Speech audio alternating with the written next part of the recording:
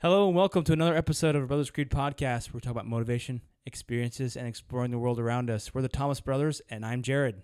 I'm Ethan, and today, actually, we're doing a part two to our episode on basically man-made disasters and what lessons can be learned from those disasters. So, in part one, if you haven't listened to it yet, we talked about a massive gas leak in India. Yep. That the Bhopal Disaster in 1984. Yep. This was the episode of the 80s, and then we talked about Chernobyl, Yep. which also happened in 1986, right? Yep. 80s was a bad decade. I was born in the 80s, so well, technically, I was too. Oh yeah, you're 89, right? Yeah. Oh yeah. So not all bad, I guess. Yeah, not all bad. So there was a lot of things that happened. And we talked about a couple different things. We talked about responsibility. We talked about accountability. We talked about a lot of these companies or these countries has spent so much money, invested so much into something that it's like they won't let it fail, or they won't accept that something didn't go right. Yeah. And so in this continuation of that episode, we're gonna share a couple more of our stories that we thought were really interesting. Yeah. Let's go ahead and jump in. All right. You can't climb the ladder of success with your hands in the pocket. We will not go quietly into the night. They tell me you're a man with true grit. I am the one who knocks. Don't ever tell me what I can't do, ever! That's how winning is done.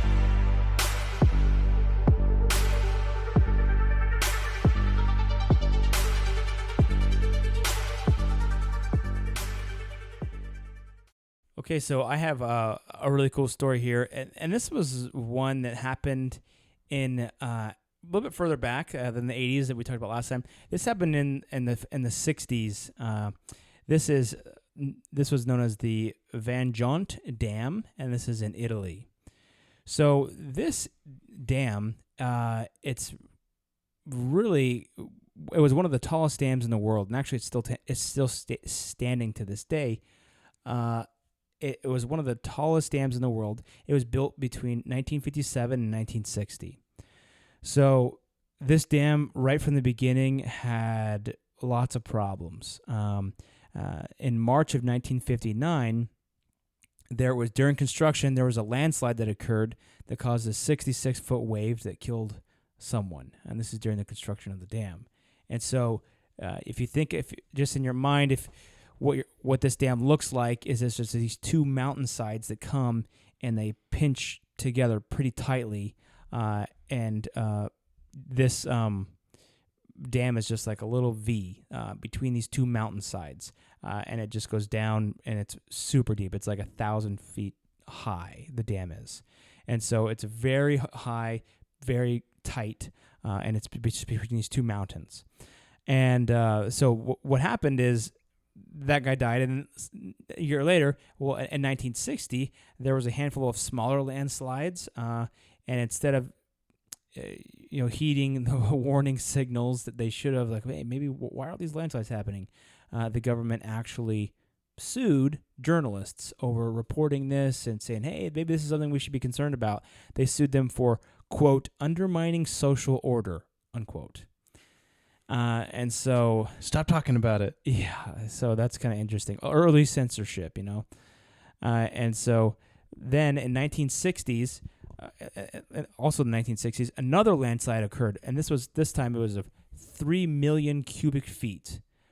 So if you think about like a cubic foot, just if you took a cube that's a foot on each side and you put dirt in there, 30 million of those. It's kind of hard to conceptualize, but that amount fell into the lake, and so they're like, whoa, they stopped filling the lake at that time, which it was 620 feet deep, and they lowered it to about 160 feet deep, or they lowered it by 160 feet at that time. They were like, okay, let's figure out what's going on.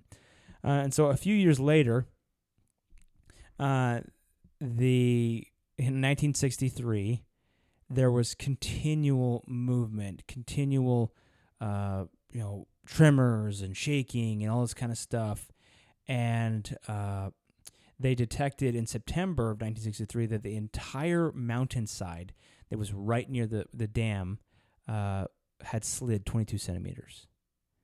And then about 10 days later, that turned into 3 feet. And so what was happening is at that time, it was in the summer of 1963, there were super heavy rains. Lots of rain was coming down, record high levels. In fact, the lake was at 814 feet high, only 50 feet from the top of the dam. And that was in the summer of 63. Now, a little bit later, kind of in the fall, like I mentioned, in October 9th, the water was only 82 feet below the crest of the dam. So super high. And relieve some of that pressure. Let some of that water go. Yeah. Now let me explain. So the big slide happened on October 9th, 1963. So let me explain some other stuff first, though. They had because of all these landslides and stuff that had happened previously, they're like, well, we need to do an investigation and figure out what what is possible here and how we can mitigate the chances of a tidal wave from a landslide. So they built I think it was like a 1 to 200 size model, or 200 to 1 size model, and it was almost like they would build the model and then they would practice dropping stuff into this thing. And I mean, basically it was like a stream that they had built with something damming up the stream, and then they would take a tractor and they would pull in a bunch of dirt and see how much dirt, at what angle, how high the splash was, and how high all this stuff. So they did all these tests, and they're like, okay, well, we don't think that the water will splash any higher than 100 feet. That was what they thought, and they said, well, that was the conclusion of this report, all these tests. So keep that in mind. They thought it would only splash up 100 feet. So in the context of this, in 1968 October, the water level is 82 feet below, and it's like, well, the worst case scenario, it's going to be a 100-foot wave over the top of the dam. So, well, it'll be 20 feet over the top of the dam. 80 feet exactly. From the top. So a little bit of water, And so they had kind of been warning people a little bit, but they're just like, hey, there might be a little bit of water splashing over the dam tonight, so, just, be careful or whatever. And nobody really paid attention because they kind of really downplayed it, I guess. And in fact, they were told the electrical linemen, like, sleep with both eyes open tonight. So they told them. And so maybe some people were warned, some people knew, but I think that definitely most people didn't know. And so there's a city right below the dam in the valley that is named Longarone.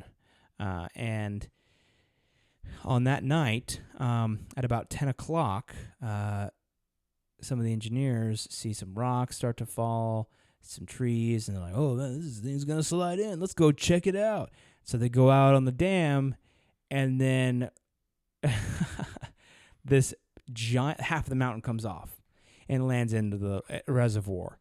And 9,200 million cubic feet of rock, earth, forest, all this stuff from the southern flank of Mont Tauk, which is the mountain, into the lake at 68 miles per hour.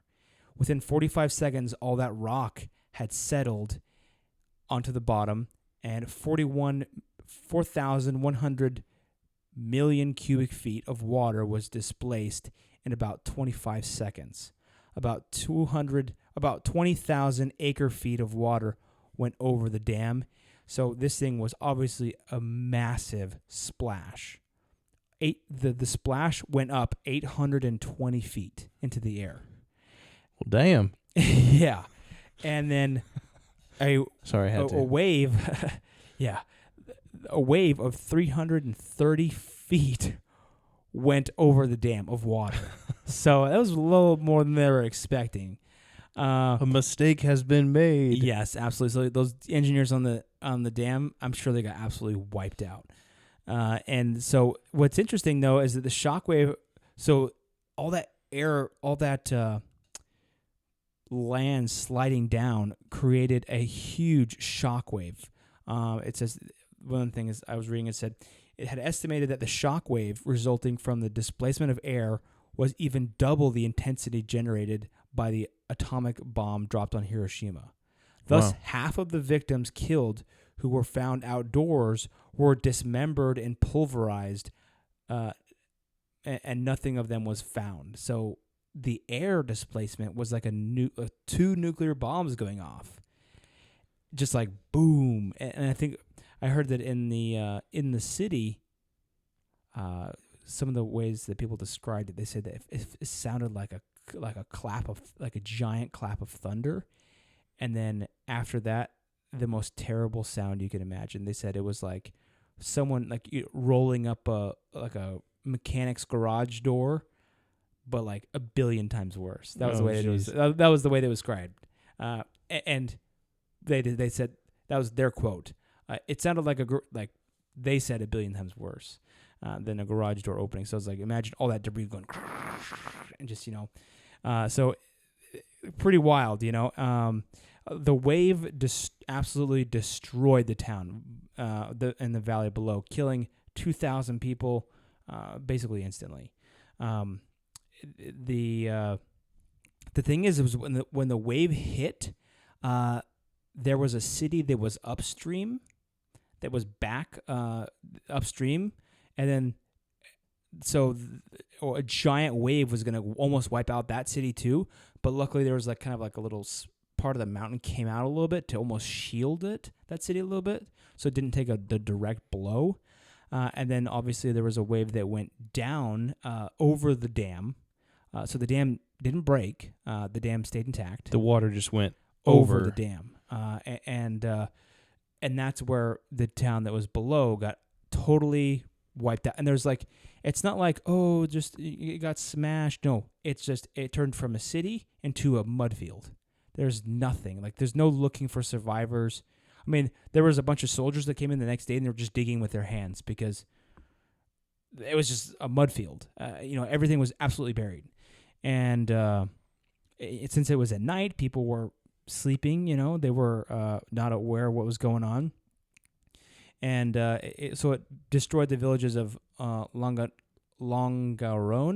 Pirago, and Rivalta and Villanova. Of an estimated 1,328 people in Longanora who were at risk at the time of the flood wave, 1,269 fatalities occurred, resulting in a fatality rate of 94%. So 94% of the town died. Absolutely wiped out. And the dam was basically largely undamaged. So the reason for why this happened is the mountain started absorbing a lot of this water. All this rainwater was being absorbed. Also, they kept going up and down with the dam water levels. Damn water levels, man. They just kept going all over the place with them. And that also caused it. So there's a piece here that I wanted to read. It says, the canyon was steep-sided. The river had undercut its banks, and the limestone and claystone rocks that made up the walls of the canyon were interbedded. And with the slippery clay layers and Dodger Jurassic period horizons and Cretaceous period Malm horizons, all of which were inclined towards the axis of the canyon. So, you have this layer of clay in between these layers of sediment, and they're all inclined towards the layer of the canyon, so easy rock slide. Now, some people say, well, this rock slide was going to happen anyway. It didn't. The dam didn't do anything. The dam didn't cause it. It was going to happen anyway, but, some people are claiming, some scientists have claimed, well, it was because the mountain was so saturated and because of all this stuff, it couldn't handle the pressure of all that water, and so that's why it happened, and also because of all that rain. As the local, which was a newspaper, explained, following the disaster, the Italian government insisted that the landslide was an unforeseeable act of God. The disaster became highly politicized with the opposition in the Italy's Parliament calling out the government's negligence, while the ruling party tried to rewrite history of the events leading to the disaster. So, I mean, within a few days of the disaster, there were people from the opposite political party out there saying, "Oh, this is so terrible. Can you believe that the government would do this? You know, that party is so awful." Immediately politicized, just like Chernobyl. Yeah. You know, just like, the other one I shared, kind of, that was more corporate politics. But an interesting thing here is in 2008, however, the UNESCO publicly called the incident a classic example of the consequences of failure of engineers and geologists to understand the nature of the problems that they were trying to deal with. So, like I said earlier, I think the lessons learned here is just because something is expensive, just because something costs a lot of money to put into place, doesn't mean you should ignore warning signs, doesn't mean you should ignore, don't be afraid to pull the plug on something, even if it was expensive, if it's, potentially hazardous to all these people. And also take what your government says with a grain of salt. Because how many what the opposing party to the current regime says. How many examples do we have of the government, not necessarily telling us the truth? I mean, yeah. Right now, just today, in fact, I was listening to, they're asking a lot of questions. They're like, well, maybe this COVID did release from this Wuhan lab, and lots of people have been saying that from the beginning, But purposefully, potentially. Yeah, well, apparently there was two techs in that lab that went to the hospital in November of 2019 with flu-like symptoms. That they never knew exactly what they had. And then, so from someone who ate a bat. And Fauci's emails got released. Someone did a Freedom of Information Act on those emails. And so those got released. And he was like, yeah, there's some evidence or some indication that he had been told that it looked manufactured, and so very interesting. Hey guys, I just wanted to take a quick break and say thank you for listening to this episode and invite you to support us on Patreon. As a loyal supporter, you will get exclusive access to 2 additional episodes per month, which are not released to the public. You can find the link to our Patreon page in the episode description. Let's get back to the show. Wear a mask. Wear a mask. Don't wear a mask. Wear 2 masks. You don't have to wear any masks. Social distance. Yeah, but 3 feet. Oh, 6 feet. Yeah. Now wear 3 masks. He said get 1 vaccine. Get it twice. Get it 3 times. Oh, now you need it every year. He said in his emails, he said vaccines. He said the masks won't do anything. He said the biocontagion too small for your mask. He's like, it's. Well, there's been a lot of people that say the mask was just for more social unrest to make people feel better. And there's been many politicians have come out and said that. Well, yeah. Probably on the right, though. I would be shocked to see if a politician on the left came out and said that the masks were just theater. Yeah. But anyway, interesting in the context of, past disasters, and then, looking at what the government's telling you, and then kind of trying to understand that. Even now, like, we're a little bit past, the heat of COVID. We're looking back, we're saying, okay, well, was that true or was this true? And then some of it's unraveling a little bit. Yeah. So the next one that I have is goes more along the lines of that corporate nature as well.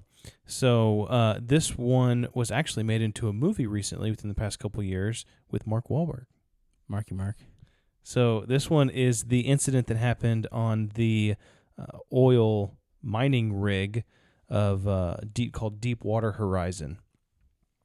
So this is while drilling very deep exploratory well in the Gulf of Mexico on April 20th, 2010, so 2010, the rig known as Deepwater Horizon exploded. 11 of the 126 crew members died. 17 of those were treated for injuries. And on April 22nd, 2 days later, it began to spill this oil. So basically what it was, you'd think if in the Gulf of Mexico you have these big oil mining facilities that are out there. And they had been digging some wells, and it was kind of like it started off exploratory, but then they had hit some oil, and they started to pump this oil. Well, there's a couple different companies here, but the company that was running the oil rig itself, Deepwater Horizon, was just kind of a contractor company, and then the facility was owned by somebody else, but then it was contracted by BP. Was the kind of the end contractor for, or the end recipient of this oil. So basically, there's a ton of information to go into it, but they got to the point to where they wanted to cap this well.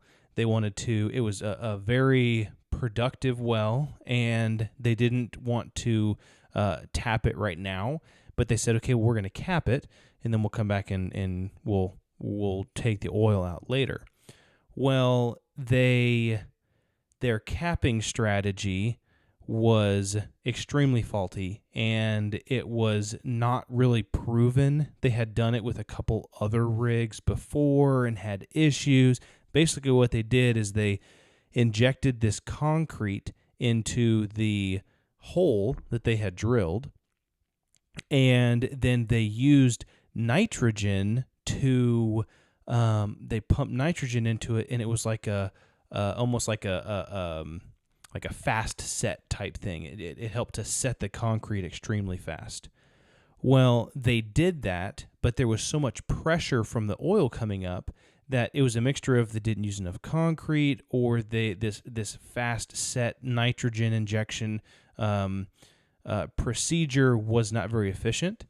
And so there was several of the engineers that were saying, this is not going to work. This is not going to work. And then BP sent out some head honchos, some bigwig guys, and they came out and they poked around and they tapped some gauges and they, ran a test, and they said, oh, looks good to me. Looks good to us. Oh, it's sealed up, and so let's see. It says over the course of 87 days, the rig's damaged wellhead spewed between 134 million and 260 million gallons of oil into the Gulf. So that's a lot of oil. So what happened? So basically what happened was the concrete failed or something? The concrete failed, and they had these different they had a different shutoff. Basically, it was this. So the concrete failed, and the pressure behind the concrete almost like just popped the concrete out like the cork on a bottle. Mm-hmm. And so this oil came spewing out like a geyser, and they had another failsafe in that they could activate this. Basically, it was like the pipes that are underneath that are controlling the flow. They could activate these. Basically, they're like guillotines that come down, and they slice the pipe in half, just stop the flow, and just immediately stop the flow.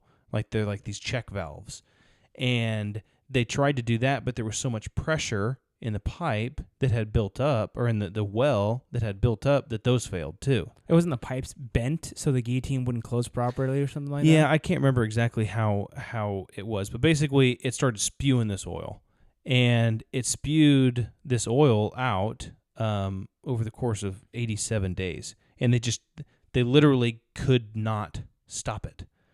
Like, they couldn't do anything to stop it. I mean, it's not like you just hold your hand over it, or I mean, they tried shooting more concrete into it, and then there's this other strategy of like you use this mud type substance that you inject into it, but that didn't work either because the pressure was too high. And so obviously, if you're losing hundreds of millions of gallons of crude oil into the ocean, I mean, that's an issue, like a massive issue. Yeah. So some of the issues that came from it says, for 5 years after the disaster, there was an estimated that over 800,000 birds, 65,000 sea turtles, 12% of the area's brown pelican population, and 4 times as many dolphins that were previously that the previous historic rates had died.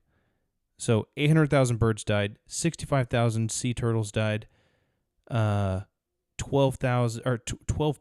of the entire population of pelicans in the area died, and then 4 times more dolphins that usually die in a year died. Because and also of it destroyed the tourism industry for Louisiana, oh, for sure. Texas. And it was interesting, too, because it said area. a reported 10% of the oil from the Deepwater Horizon spill sank to the sea floor Yeah. and just completely demolished any of the sea life on the sea floor as well. And so it just killed everything at the top Coral reefs and and killed stuff. everything at the bottom. And it's going to continue to affect that for years to come. So it was interesting because so in early July, the cap was removed It was removed for several days so that they could put basically a more permanent seal can be installed on this well. And they finally were able to cap the well. It says, though the leak had slowed, that pressure had kind of slowed a little bit so that they could cap the well. It was estimated by a government-commissioned panel of scientists that 4,900,000 barrels of oil had already leaked into the Gulf. So almost 5 million barrels of oil had leaked into the Gulf, and only 800,000 barrels had been captured. So, Wow. What do you mean captured, like in the cleanup? no, captured as in like the as in drilled, as in like they taken had taken it out. And it's interesting because they're saying, if they would have potentially, I don't know, maybe if there was some way they could have like harnessed the flow of this It would have been like a money payday. geyser potentially. Yeah. I mean, there was 5 million barrels that came shooting out of this thing, and they were only able to collect 800,000 barrels out of it. So that one was. So how'd they end up stopping it in the end? So basically, because the leak had slowed down so much that they were able to do one of these strategies where they actually pumped this pressurized mud into it and they packed it in there, and then they were able to cap it with some sort of concrete cap or something like that is more effective than that nitrogen seal concrete thing that they had previously. So Wow. yeah, really interesting. And just the effects that it had on. I mean, yeah, there was a couple of people that died themselves, and people got seriously injured on the rig itself, which the rig actually ended up sinking because it ended up like exploding. Yeah. And The whole rig sank into the ocean. Really. yeah, and so This must have been a floating rig then. yeah. So I just thought that Crazy. was an interesting one. Yeah, that one's nuts, man. The corporate guys come in. It looks pretty good here. Yeah. I'm gonna get on my helicopter and I'm gonna fly off now. Yeah, pull the trigger on this. We're gonna leave. Yeah. Wow. So, another one. Yeah, well, I have a small one though. Okay. This one was referred to as the London Pea Soup Fog in the 1950s. Yeah. So from the time of the Battle of Waterloo, London has always experienced lots of fog, with increased use of coal, and the situation got even worse. It was fog or smog. Well, the Or maybe fog, both. but Okay. but the smog as well, I guess you could call it. And a cold, damp day in December 1952, when the city was enveloped in a thick blanket of yellow-green, vicious fog. So it's not just; it's basically pollutants. When the city was made worse by the fumes from the household coal fires. Lorries? I'm not sure what a lorry is. Buses, coal-fired factories, and pollution coming from other areas.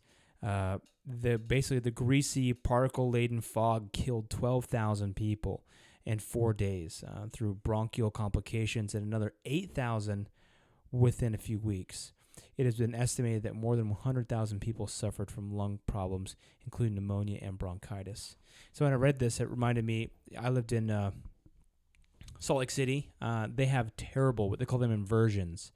And it's when, like, a lot of times what happens is in the winter time, you get this, in the valley, it just gets so polluted, like, all the cars and all the pollution just sits in the valley, and above that, I think the air is like,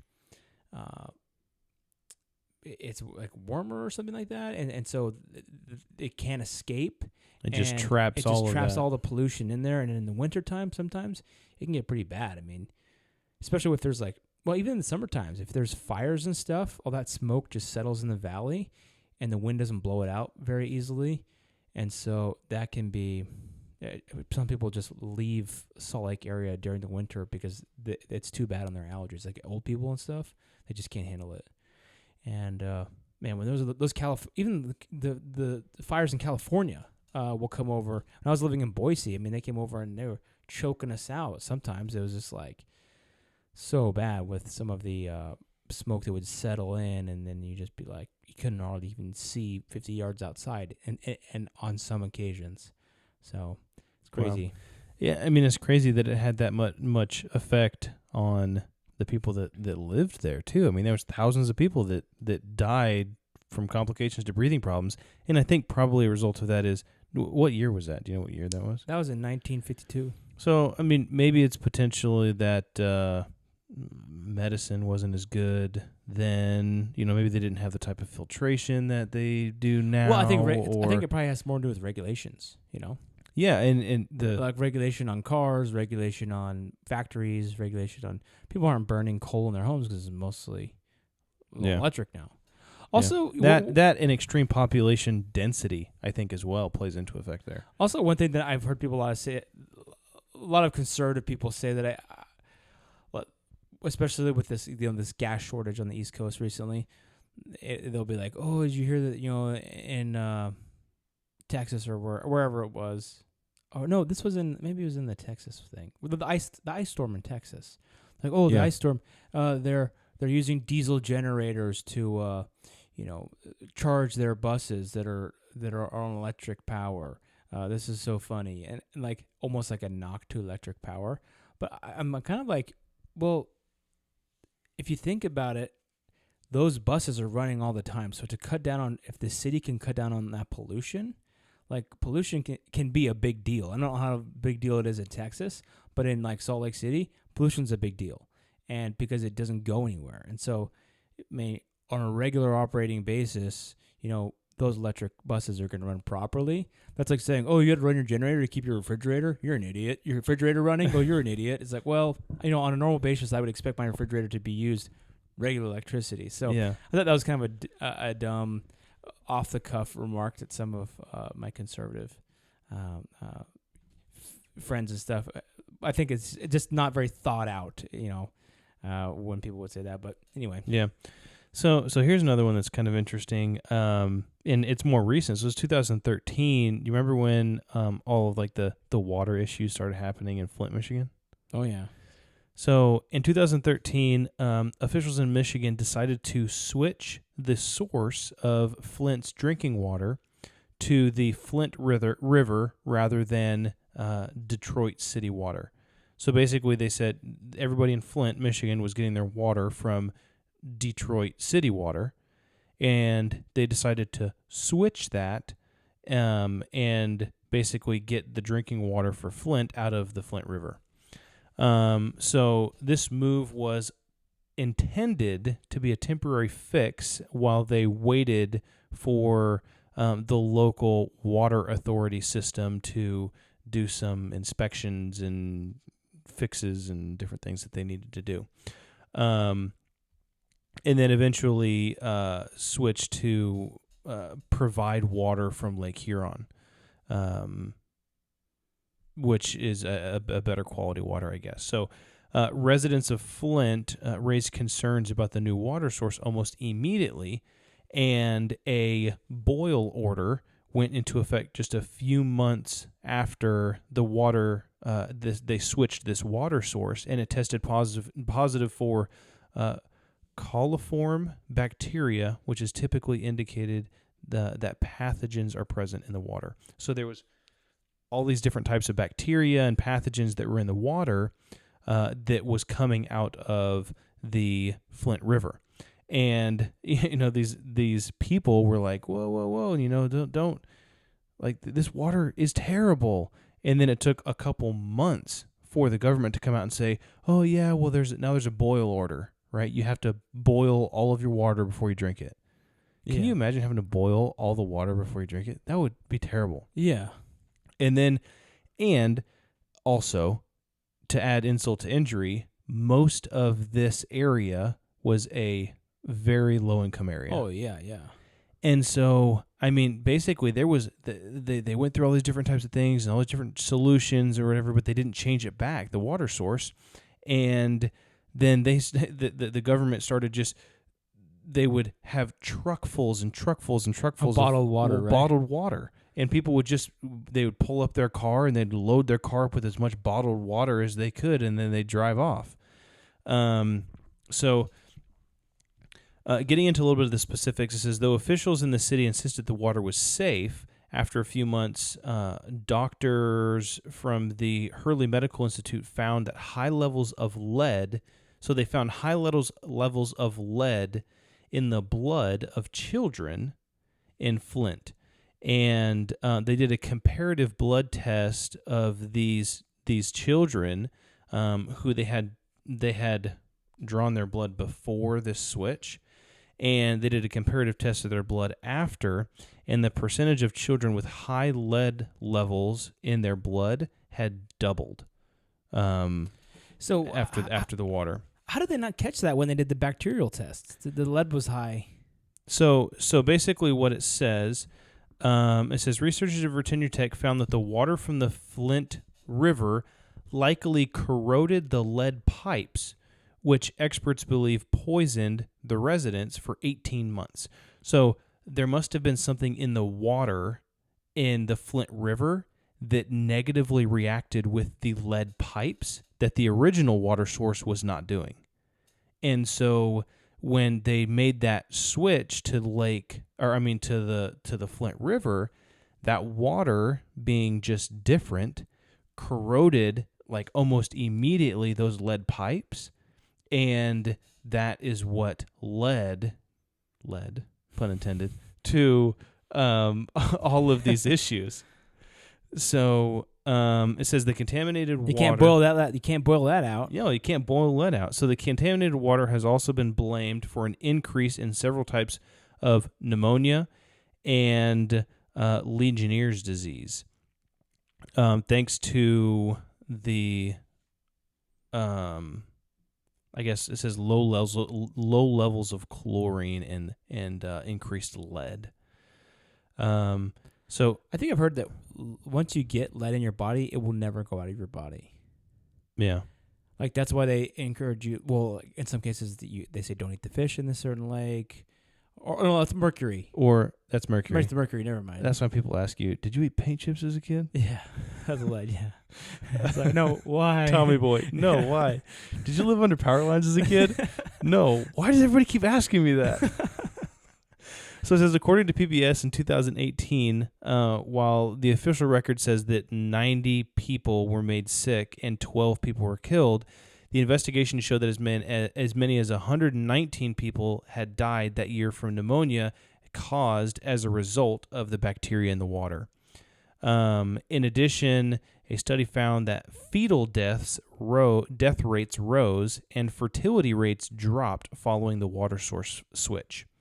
Today, the water has been reported to be at acceptable levels of water quality, but many have expressed doubt over its safety. Well, yeah, when the government's like, yeah, they told you it was safe, and then it wasn't, and then they told you it was fine, and then it wasn't, and then they said, oh, you should probably boil it, and then you boiled it, and they said, here, take all this bottled water, don't drink the water, and then they come out, a couple months later and say, you know what, it's probably fine. And then someone, it's like the government just waits until someone's face is melting off, and they're like, oh, well, maybe we should check out the water. Yeah. Oh, yeah, people's faces are melting off. You probably shouldn't drink this. I remember seeing, when all this was going on, I remember seeing this this thing. It was like city council or something like that, a city council meeting, where a guy brought a jar of water that he got from there were certain neighborhoods that were worse than others, I guess, but he brought a jar of water that he got from his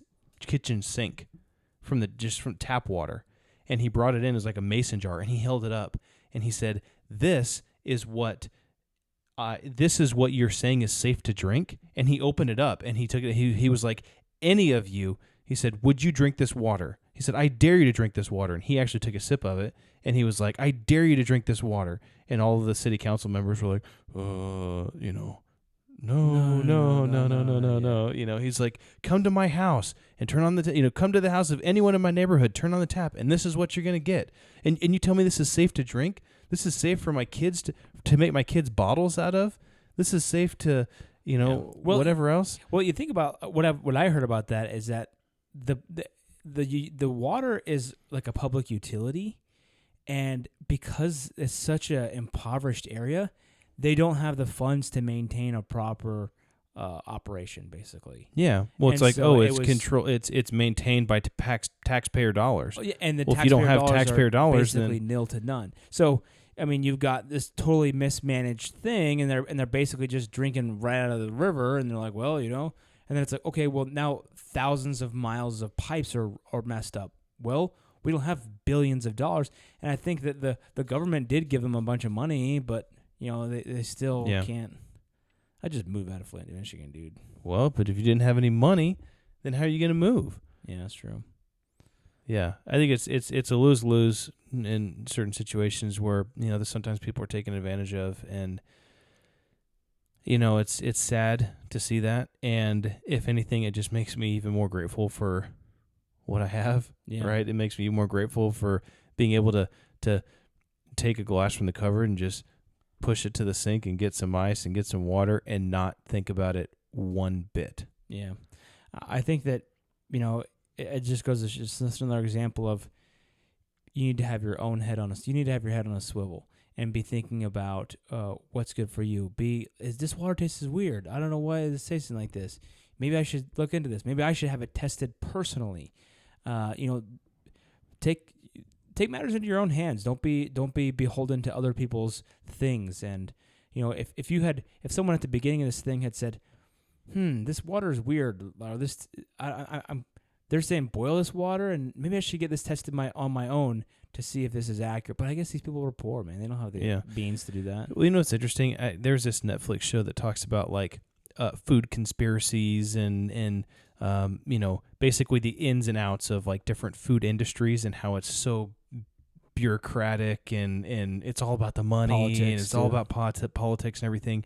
One of the episodes I dove into bottled water, and there was this one guy. He took, I think it was like, I don't want to defamate any specific bottle company. Dasani. You talking about Dasani? It was Dasani, and one they of the have things like salt in there and stuff that makes you thirsty. Well, yeah, but one of the things that he took Dasani and he took it. He basically he had a pool in his backyard, and every now and then at the local pool shop, you can dip your pool water and put it in a container, take it to the pool shop, and they'll test your water for you. They have like this thing where they put it in, and it'll do a printout of your pool quality water. Yeah. So he took Dasani, and he went and put Dasani in there straight out of the bottle. Straight out of the bottle, and he took it to the pool place, and they ran a test on it, and the lady was like, "Whoa, your numbers are way off." And she's like, "What the heck is going on here?" And he was like, "What, is that bad?" And she was like, "Yeah, this is not good." She said, "Do not get in that pool." Oh my and gosh. he was like, what do you mean? And she was like, this is not safe. Like, this is your this levels are here, this levels are there, you know, and you know, unsafe levels of chlorine and all this other kind of stuff. And the guy was like, oh, so I shouldn't drink it? And she was like, no, don't drink that water. She was like, you should probably drain your pool.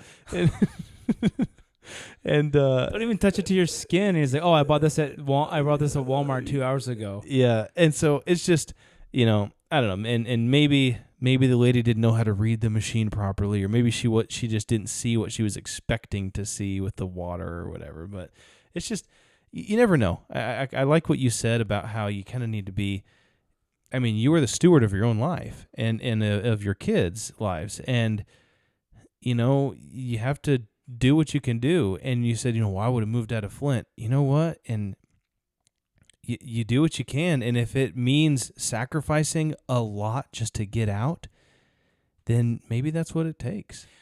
Yeah. For the safety of your family. Yeah. I think it's important that we take inventory of all the things that are around us. Sometimes even the things we're taking for granted, you know, like, is this something that, am I doing this the best way? Is this a proven thing? Is this safe? Reevaluating those things. Like we talked about a lot of stuff like this, tactical readiness. We've talked about emergency preparedness. We've talked about so many different things, not as well as like obviously attributes like being self-aware. We've talked about that, but reflecting on saying, okay, well, what is this? Is this water safe? Is the way that I'm doing this safe? Is the way that I'm locking up my house safe? Is this company treating me right? Is Enron telling me to put all my money into Enron stocks safe? And my job into Enron, you know, like stuff happens, man. Yeah. And how do you see the signs? Yeah, exactly. Right. And I think a lot of these different things that we've talked about from the dam in Italy to Chernobyl, right? There's fail safes that are in place, and a lot of times those fail safes, if they're not practiced, then you don't know if they're going to work. Then in the time of an emergency is not when you need to, you know, in the time of a house fire is not when you need to break out your second story fire ladder for the first time and say, well, I hope this works. Yeah, exactly. You know, or whatever it may be. I hope my kids know how to use that fire ladder I put under their bed that they've never Yeah. even taken out before. Or I have flashlights in the closet. Yeah, well, then when the power goes out 4 years from now and I go, oh, there's flashlights in the closet. And then I go in the closet and the batteries are dead. Exactly. It's like, what good is that failsafe if it's not maintained or checked or, you know, whatever else. So, or if you take a 4 foot piece of the pipe out, like on that flame retardant on the top of that tower, on that one I shared last episode, you just take it as, we'll replace this later. Or you take the batteries out of your flashlights. Oh, I'll replace this later. You never do. I need to go to the store and buy more batteries. Yeah. So it's just being mindful of your surroundings, being mindful of what's going on, and trying to avoid these potential catastrophes and anticipating some of these things. I think sometimes you can't. I mean, you can't really exactly anticipate that the side of a whole mountain is going to sink in and you know, do a freaking cannonball into the lake in front of a dam. Just cause a tsunami, yeah. But you know, you just gotta roll with it, and you gotta learn from your mistakes. I think that is number one. Yeah. And when the government tells you something, expect the worst. Yeah. Boil your water. Yeah. So, all right. Well, this has been a great episode. This is kind of a continuation, part 2 to our initial man-made disasters and the lessons learned from them. So follow us on Instagram, on all of our platforms, wherever you're listening to this podcast, whether it's video on YouTube or audio on a podcast platform. Just click the like button, subscribe. It doesn't cost you anything. Leave a review if you can. It'd be great. Yeah. Love to hear your if you like comments, your thoughts. comments. Yep, exactly. So thanks so much for joining, and let's build that grid together. All right, let's do it.